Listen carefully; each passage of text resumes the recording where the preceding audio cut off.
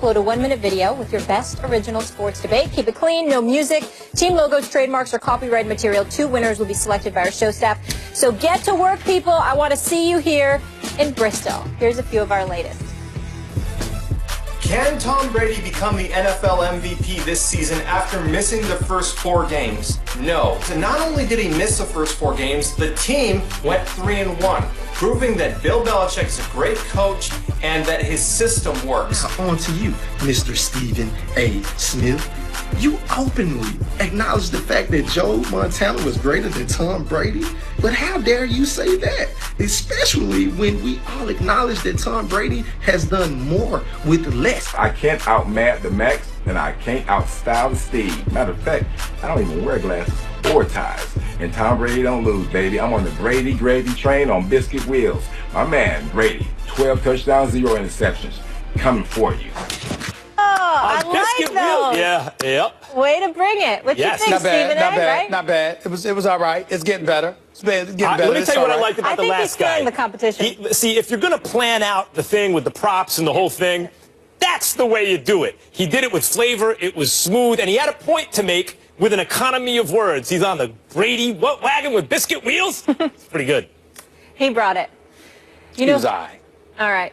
You know who didn't bring it? Colin Kaepernick. He's been on the forefront of social activism of late in choosing not to stand for the national anthem in protest of police brutality against African Americans. So when Colin Kaepernick said he has not and will not vote in this presidential election, it left many scratching their head as to how he can be socially conscious yet not vote. Kaepernick has previously expressed his displeasure with both candidates in the presidential election. Stephen A., did he betray his cause? He absolutely betrayed his cause. As far as I'm concerned, Colin Kaepernick is absolutely irrelevant. I don't want to see him again. I don't want to hear from him again. I don't want to hear a damn word about anything that he has to say about our nation, the issues that we have, racial injustices, needing change, etc., etc. He comes across as a flaming hypocrite. As far as I'm concerned, I'm not interested in a damn word that he has to say. And quite frankly, I hope he goes away. He's lucky to be in the league right now. He's 0-3 as a starter this year, only completing 52% of his passes. He hasn't won a game. He doesn't look good at the quarterback spot. I don't care about Rust. I don't care about anything else. My days of rooting for him have come to an end, and here is why. You know something? Max Kellerman, as an African American in this country, you have to be sensitive to the fact that civil rights legislation was passed in the mid-60s, okay? When we talk about the battles that have been fought, the things that have happened to people, what they've had to endure, the fact that folks ended up dying for the right for him to have the right to vote in this great country of ours. You have the opportunity to vote. And what exactly is voting all about? Ladies and gentlemen, you know what voting is? You know what? Do you not understand that that's the reason why we're the greatest country on the planet Earth? It's not just because of our wealth. It's not just because of the resources that we have available to us. It's because we have the power to change and manipulate the course, not just of our lives, but of generations to come because of the voice that we have through the vote to provoke change. If anybody in this country should appreciate that more, it is African Americans, because that right wasn't something that was always bestowed upon us. You're Colin Kaepernick. And women. And women, absolutely, because women didn't have the right to vote, you know, absolutely. Till long after African-American men did, and think of how racist the country was back then. That is correct. That is correct. So knowing all of this, and then having the audacity to kneel for the national anthem, talking about how you won't stop until there is change that takes place, but ignore the very thing, the most poignant thing you can fathom to help facilitate that change, and you play no active role in that, it's inexcusable. When President Obama was campaigning on behalf of Hillary Rodham Clinton, and he spoke at the Congressional Black Caucus, what he said was he would consider it a personal insult to his legacy if black folks did not activate themselves within this election. And Colin Kaepernick, after all this noise that you made, even though you didn't intend to do so by offending our military servicemen and women, and pointing out about how you wanted to bring attention to racial injustices and beyond this in this country, to turn around and not to even take your behind to the polls to vote for a particular candidate, it is shameful. Absolutely shameful. Him of all people because of the position he took, because of the attention he brought to the issues. The fact that you don't even have the decency to go to the polls and activate yourself in this election, as our president said, is a damn shame. I don't want to hear another word from Colin Kaepernick. It's a waste of time. A matter of fact, I would personally make a request to the media in this nation, wherever he is, if he ain't on that football field trying to throw another damn incomplete pass, do me a favor and make sure one thing. Take the camera away from him. It means nothing. Because for him not to vote, as far as I'm concerned, everything he said meant absolutely nothing. Absolutely nothing. I don't want to hear another damn word from him. Nothing. I don't feel that way about him, but Well, you and I aren't arguing about the substance of the point. Let me explain. Colin Kaepernick, well, first let me start with a definition of a dilemma. Because a lot of times people will say, I have a dilemma. And what they mean is they have a choice to make. That's not what a dilemma is. A dilemma is defined as a choice with two bad options. You have two bad choices. Which one are you going to take? Colin Kaepernick, with the anthem protest, faced the dilemma.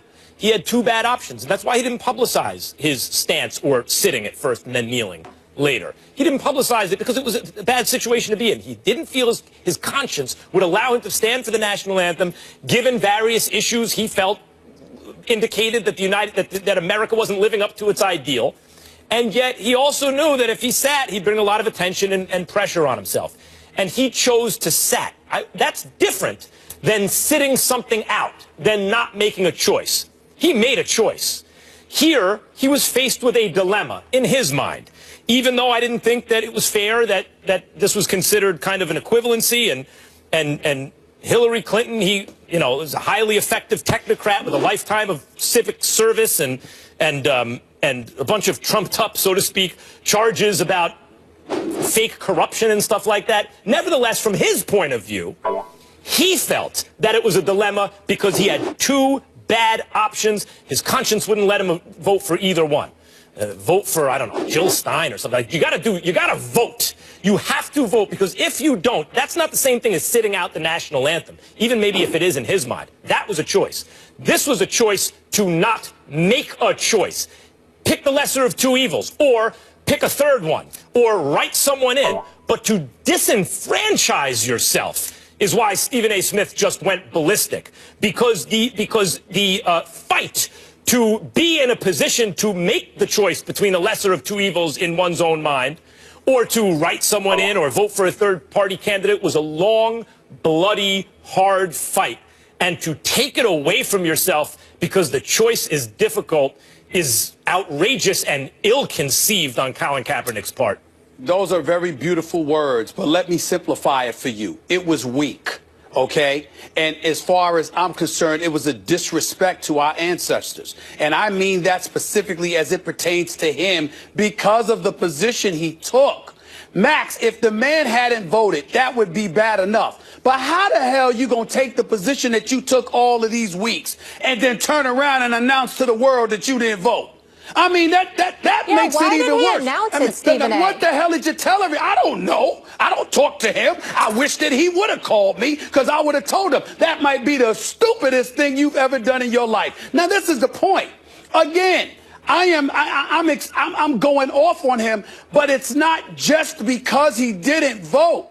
It's because you went out and told everybody that you didn't do it after taking the positions that you took. So if you're a military serviceman and woman who was offended, even though they had no business being it because he wasn't directing it towards our American military servicemen and women, if you take that position, okay, if you're a serviceman or woman, you're like, really? That's the position that you're taking? Because we over there putting our lives on the line to preserve the rights that you have, you know. Then you go to racial injustices and all of this other stuff. Well, how do you change that? You vote, because that's one of the ways, and that's the most profound way to pull it off. And then not only that, it's not just about voting, but at the same time you announce to the world that you would not stop until change took place and you have an opportunity to exact change with your own actions, and you pass on the most important component to facilitate change, it is ignorant, it is weak, it is shameful, and more importantly, is it a disrespect to our ancestors. Let me tell you something else, Stephen A. And listen, by the way, one more point, Mac. Yeah.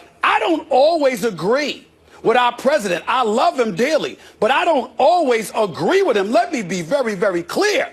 But he was certainly right when he demanded that our community activate itself in the election. No matter which way you're voting, as far as I'm concerned, just exercising your right. How pathetic can you be if you're Colin Kaepernick? It is a shame. It also, I have nothing to say to him. If I looked at him, if I saw him right now, I'd walk right by.